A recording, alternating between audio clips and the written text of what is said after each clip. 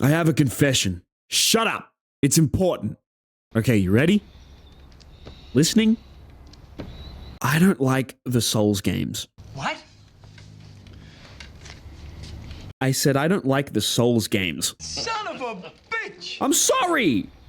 I'm sorry! I just don't. I play video games to have fun and forget about the fucked up world we live in. So I don't really enjoy playing a game where you have to hack away at the same boss over and over and over again for hours on end. I'm not taking away from the beautiful work and passion that the people at From Software have poured into these rich and detailed games, but they're not for me. I'm what most Soulsborne fans would label as a fucking pussy, because I prefer games that allow me to soak in the details without the task of memorizing attack patterns. But with that said, I enjoyed Crab Souls very much. Come on board and bring along all your hopes and dreams.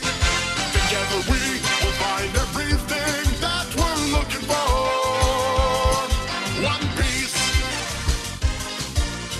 Another Crab's Treasure is like if you took Elden Ring and mixed it with Mr. Krabs overdoses on ketamine and dies.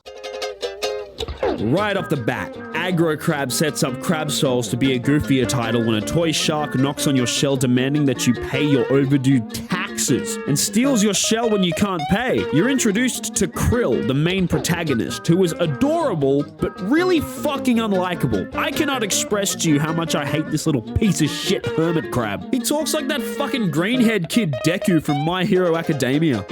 So you gotta journey out to get your shell back, and after the game teaches you the basic controls, it's open ocean, and the world is yours to rummage through. Now when you start the game, you can complete the main objective like a fucking NPC, or you could step to the side and fight this fucking demon lobster with a garbage bag chained to his head holding a makeshift guillotine that he somehow constructed out of a bike lock and a razor blade. That's the beautiful thing about Crab Souls. The game allows you to choose just how far you want to push yourself in regard to how difficult the game is. It also has an assist mode where they outright give you a giant fucking gun that one-shots the enemies. If you just want to buy the game because of the cute characters and world, I'd strongly suggest using the assist mode because this game can be fucking hard. Well, sort of. When you start the game, the bosses will decimate you in seconds, but towards the end of the game, it'll end up looking a bit like this.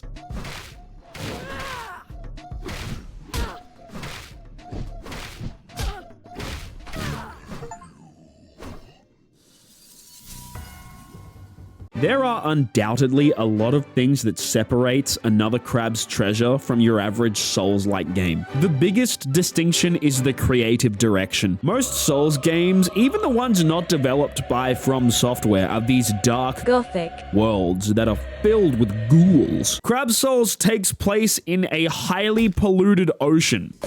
Hey, buddy, you gotta get a load of my friend over here. This crab will tell you how things really are.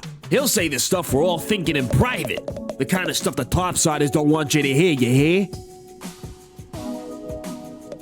This place sucks. Now I know what you're thinking, and no, this game isn't a piece of media that virtue signals the whole time saying pollution bad. In fact, towards the start of the game, Crab Souls actually made me want to dump my rubbish into the ocean given how beautifully these creatures were able to pull some of this shit together. The bosses were designed beautifully too, and are armed to the teeth with rubbish that has been repurposed into weapons and armor. Where most Souls-like games have an arsenal of swords and shit like that, Crab Souls gives you a rusty fork and has you go up against big enemies wielding straws, bottles, wooden utensils, and other various bits of rubbish that some scumfuck degenerate tossed into the ocean. Suffice it to say, the game looks good. The combat feels good too. It's fairly straightforward, and I found it really easy to pick up. Though the game is pretty standard in regard to combat, the skill ceiling is high, and you could pull off some really sick shit, which is something you wouldn't typically expect from a Unity game. Also, this has nothing to do with the review, but I'm fairly certain Crab Souls is made with the same engine that Mr. Krabs overdoses on ketamine was made in. What shell you have Krill wear is also a big factor that makes this game unique. You might have these fancy shields in Elden Ring, but Crab Soul says, fuck it, everything's a shield. Soda cans, pasta shells, Among Us plushie, the helmet from Dark Souls, bottle caps, teacups, other crabs, everything is a shell in this game, and I love it. Some of the dastardly bosses you're gonna come across throughout this game are the Royal Shell Splitter, Magister, Tyrant of Slacktide, Pagarus, the Ravenous. I fucking hate this stupid fucking bullshit crab! Hykeia, the Intimidation Crab. Scuttling Sludge Steamroller. Voltai, the Accumulator. This boss is actually the manager of the Brighton CX. Kamcha, the Bleached King. Roland, Venture Crabitalist. Inkerton, Crab Hunter. Michael Reeves. I'm not lying. He's in the game. The story that Crab Souls tells the player is pretty good, and at a certain point, my hatred for Krill went from extra spicy to mild after watching his character progression. The story beats are set out in a unique way. At the start of the game, you're like Liam Neeson trying to get his daughter back and taken. Towards the middle of the game, it feels like you're on the hunt for the One Piece. Then towards the end of the game, it feels like you fucking hit Super Saiyan God with how easily you churn through these bosses. Rules of nature! I will not let you destroy my world!